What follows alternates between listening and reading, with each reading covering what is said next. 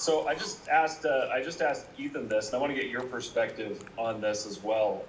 You guys went against this offense throughout camp, and I know the offensive guys weren't very happy with their performance on Saturday. How important is it for the defense to build up those guys and make sure they know you've got their backs? It's very important. I would say. I think just I mean, knowing how football goes, like you never know how many points you're gonna score. Sometimes you're gonna score 50. Sometimes you're gonna score 14, and that's all we needed for them to score. And I mean, coming from me, they did their job as far as putting points on the board. All we needed was one touchdown, and we got two. So that's I think as long as we all stay together and there's no negative comments towards each other, we can keep going. We might have to score 14 next week and win. So that's fine with me as long as we win it. Tell me about your experience. What was that like Saturday night? Knew you were expecting a pretty fun atmosphere. What was that like? Yeah, that was crazy. I was happy to be here.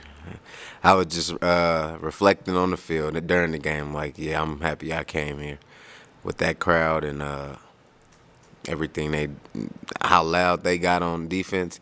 Kind of hard. It was hard for me as well to like communicate on the defense end because it's not only the offense, but yeah, it was hard. I like it though. I definitely felt like it played into our advantage though, especially like their first couple of drives. Like they got those negative plays. I think because of the crowd, for sure.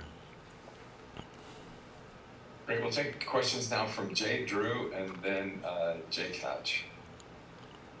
Eddie, with you having been on the FCS side of things, what's the perspective of a team like SUU coming in, getting a shot at an FBS program? What does this game mean to them? This game is like a statement game, a game that like whenever you're an FCS player and you're playing an FBS opponent, you're like the little brother. So you're trying to prove something all the time, and I think they're coming in with their heads on fire and trying to steal a win. And as long as we do what we have to do, I think we can win the game. But as far as SUU, they're gonna do what they have to do, especially with it being an in-state opponent.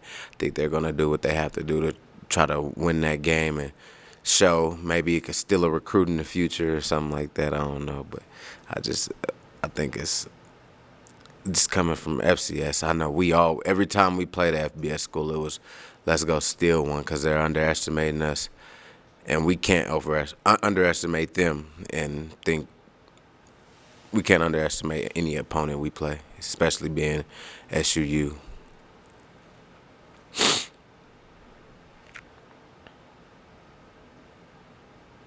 Eddie, I just wanted to ask you a little bit more about Southern Utah. Your kids who played at Weber have a good little rivalry with Southern Utah. What do you make of the Thunderbirds? They're a good team. Every year I played them, they've been good, no matter what the scores show. But I think you got to come to play every play. It's like it's all about it's the game of football. You could win each week, or you could lose each week, or you can win every other week. So I think you just gotta. I mean, we gotta prepare just like they're the number one team in the country, and just to get ourselves better. Like if we just go in there thinking just because they're Southern Utah, then we're not very smart as a team to overlook those guys, and we haven't made it to where we want to make it. And this game matters the most right now. I also wanted to ask you just about your reaction to your first game playing under the lights there at Lavelle Edwards Stadium and getting that interception. Yeah, I was happy I got to make the play. That game was kind of slow for me. I didn't get a lot of action, but when I did, I think I took advantage of my opportunities. I was, I mean, happy I got to make a play in that stadium and hear a lot of people would say great interception at the end of the game. I think that was good. It was nice. I just like that atmosphere though. That's my type of atmosphere for college football.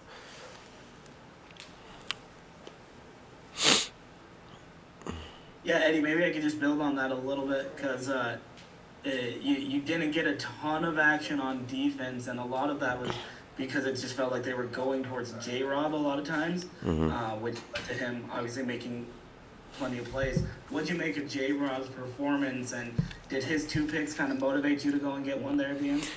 Yeah, I'm always motivated to go get a pick though. That's why every series I try to go catch an interception. But yeah, I mean, them going at J Rob wasn't as smart. I see.